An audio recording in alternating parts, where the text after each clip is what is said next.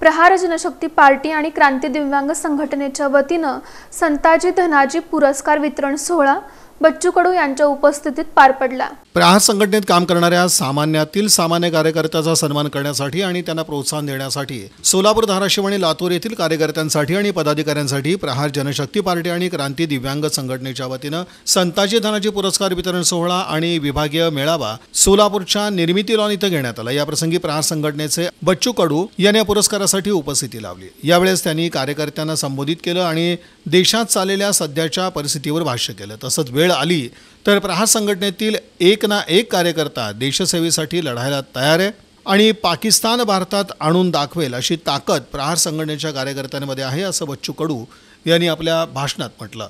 या प्रसंगी धाराशिव, लातूर आणि सोलापूर जिल्ह्यातील प्रहार संघटनेचे कार्यकर्ते, पदाधिकारी मोठ्या संख्येने उपस्थित होते। हा कार्यक्रम यशस्वी करण्यासाठी सोलापूर शहराचे प्रहार संघटनेचे अजित कुलकर्णी आणि त्यांच्या पदाधिकाऱ्यांनी विशेष मेहनत घेतली।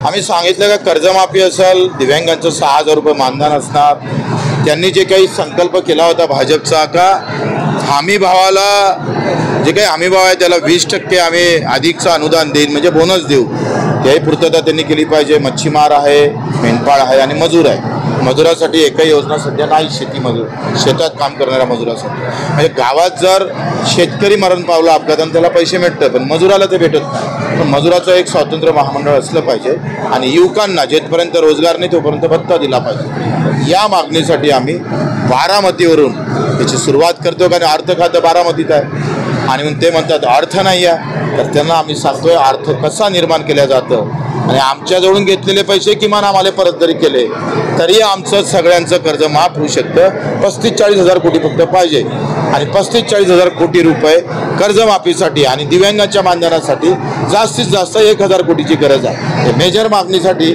जास्त पैशाची गरज नाही, पण सरकार का नाही म्हणतं याच्यासाठी हे आंदोलन